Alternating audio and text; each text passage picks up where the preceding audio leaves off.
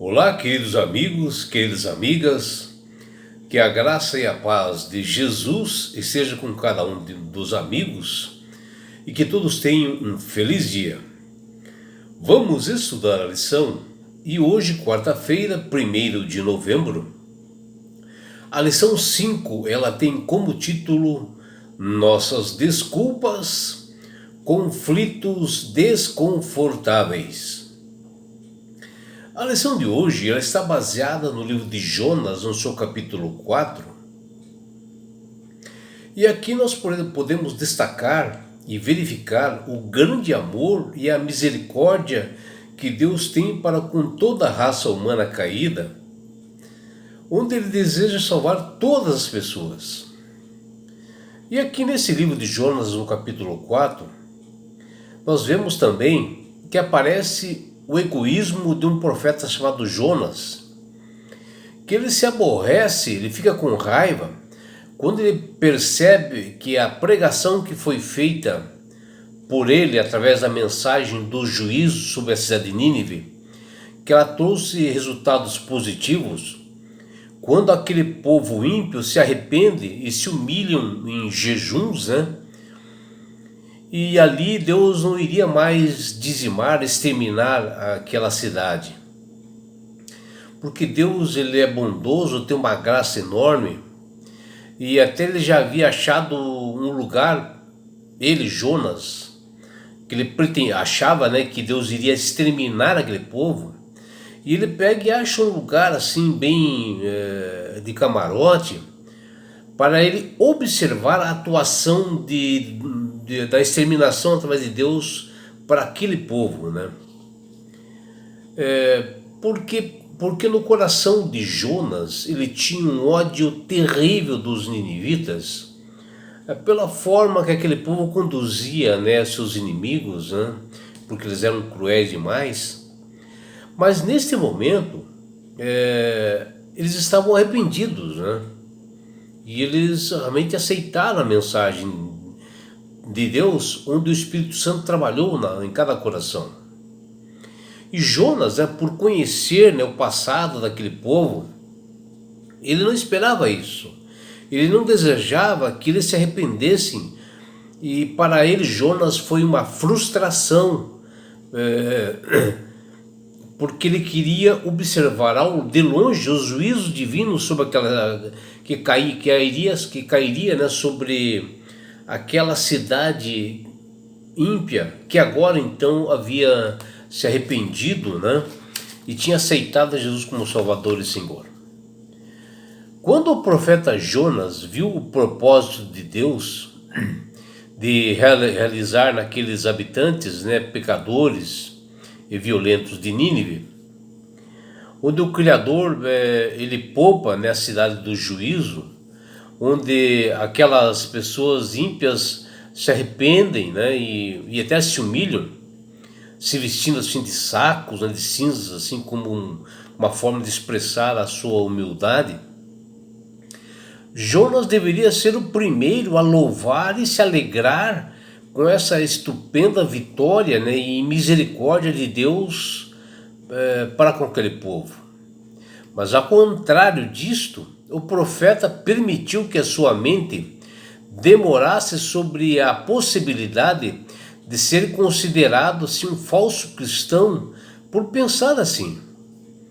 E antes de inconformado e irado com a ação dos ninivitas e com a reação de Deus em querer salvar aquela nação, Jonas fez uma oração que confirma a razão pela qual havia fugido da presença de Deus para não pregar em Nínive.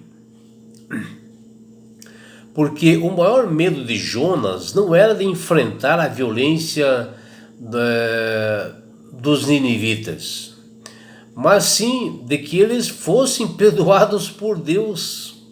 E essa foi a maior motivação, uma motivação real da fuga do profeta, que ele fez. Até ele diz, tira a minha vida, porque melhor me é morrer do que viver. Está lá em Jonas capítulo 4, versículo 3.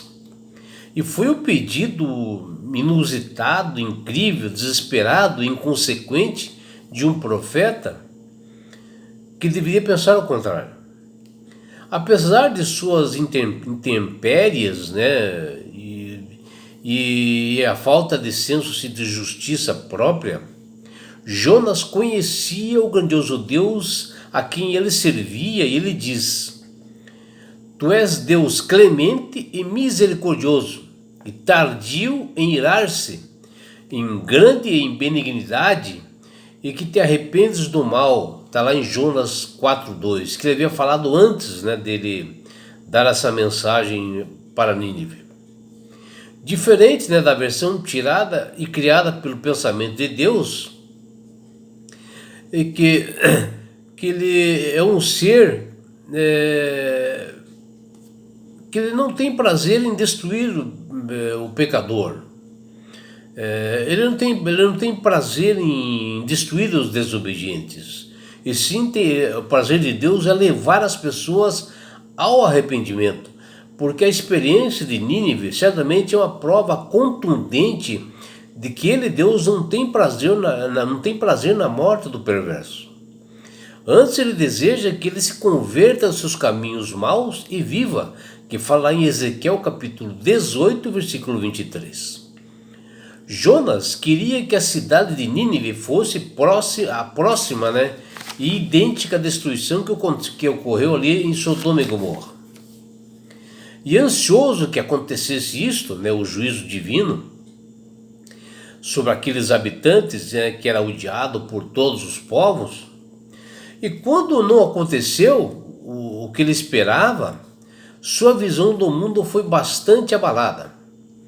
E Jonas, por isso, preferiu morrer do que permitir que seu mundo fosse virado de cabeça para baixo. A paciência de Deus para com o profeta foi tão grande quanto foi com os ninivitas, se não for maior. Porque Jonas, ele era muito conhecedor da palavra de Deus. E conhecedor do que Deus fez e fazia com todos os pecadores. E não poderia pensar daquela forma errada como ele pensava. Porque aquele povo de Nínive não sabia discernir entre a mão direita e a mão esquerda, que fala ali em Jonas 4:11.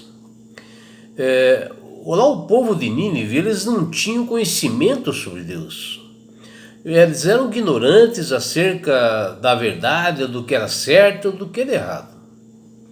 Assim Deus, por sua infinita misericórdia, permite que aquele seu zeloso servo aprendesse mais uma lição de amor dada por ele, Deus. O que nós devemos saber é que cosmovisões não se formam por alguma encomenda, nem mudam porque nós ouvimos algo novo ou diferente. As visões do mundo, elas são frequentemente formadas e alteradas com a base em experiências de vida que nós temos e como elas são interpretadas ou explicadas. Observem a visão de Jonas.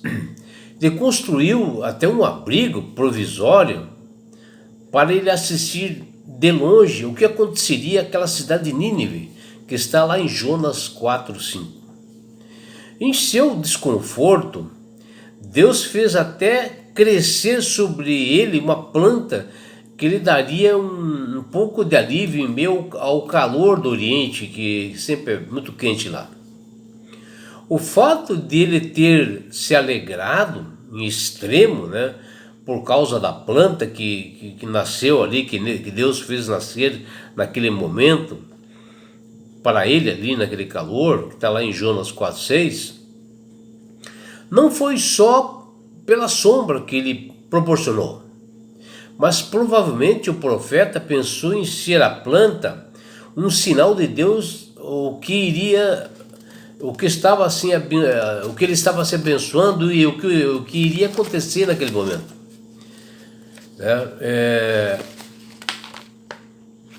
Então Jonas ele achou ali, né, que iria acontecer algo esplêndido, né, com aquela planta crescendo sobre ele ali. que para ele, né, já estava confirmada a sentença condenatória de Nínive, que logo ali ele contemplaria, ele tinha esse prazer de, embaixo daquela sombra, observar o que Deus ia dar juízo para aquela cidade. Mas Deus ajudou, bem ao contrário, a Jonas a reconhecer a sua visão do mundo, que já estava distorcida. Porque logo Deus fez secar aquela planta e o calor aumentou pela segunda vez. Jonas, quando viu que não aconteceu o seu desejo, ele pede a morte. E pela segunda vez o Senhor lhe perguntou: é razoável a tua ira? Que está lá em Jonas 4:9. Ou seja, Jonas tinha pedido a morte por não ter acontecido aquele juízo com aquele povo que ele queria assistir de camarote. E faltava algo para Jonas, né? A sua vida passou a não fazer mais sentido. Foi assim que ele se sentiu, né, quando não aconteceu o esperado dele. A sua resposta, né, diante do ocorrido revelava algo que tem sentido a principal causa das enfermidades do mundo, inclusive de hoje, né? É a enfermidade da mente humana, né? A ausência do espírito de perdão e de bondade que falta nas pessoas. E isso não é somente um princípio bíblico, né? Mas um fato cientificamente comprovado isto. Não perdoar pode causar problemas emocionais, né, e até problemas físicos e psicológicos bastante graves. Vejam, Jonas, quando a planta morreu, que ali tirou a sua expectativa, né, negativa, esse infortúnio fez Jonas ficar tremendamente irritado e inseguro por não ter realizado o seu desejo. Em relação à sua autoestima, os seus pensamentos se tornaram suicidas. Vejam, meus amigos. E depois disso, dessa experiência ruim, Deus corrigiu Jonas com seu amor, com seu toque suave da sua voz, fazendo aquele profeta entender, né, que a salvação é para todos, que Deus é de bondade, de amor e misericórdia. E ajudou a ele, Jonas, a perceber sua grande tolice, que é valorizar uma planta que ele tinha naquele momento valorizado. Daí ficou irado por isso. Mas que milhares de homens e mulheres, crianças de Nínive, ali estavam salvos, e era isto que ele devia se alegrar. E é por isso, meu amigo, minha amiga, que Deus tem falado com todas as pessoas através do Espírito Santo para que aceitem a Jesus como Salvador e Senhor. Porque quando você aceita a Jesus como Salvador e Senhor, você passa a ser uma pessoa sábia, né? Você passa a ter mais entendimento, manusear melhor as Escrituras. Você passa a controlar mais os seus problemas emocionais, psicológicos, né? Porque Deus dá uma paz interior para você. Você passa a administrar melhor esses conflitos, esse desconforto que existe às vezes, né? Como o próprio profeta Jonas, que ele queria que acontecesse aquele juízo naquelas pessoas de Nínive. Vejam que absurdo, né? Porque quando você aceita Jesus como Salvador do Senhor e começa assim a trabalhar, ter um culto diário, racional todos os dias, né? E começa a se instruir cada vez mais, você vai mudando realmente até o teu caráter. E não é só isso, meu amigo, minha amiga. Quando você aceita Jesus como Salvador e Senhor, você ganha de Deus esse presente que chama-se salvação. E com isto, Jesus vai levar-te para as mansões celestiais. Um lugar onde não haverá mais morte, mais aflições, não haverá mais dores. E sabe por que Deus quer fazer isto com você, minha amiga? Com você, meu amigo? Porque Jesus te ama. Abraços do seu amigo João Carlos Amorim.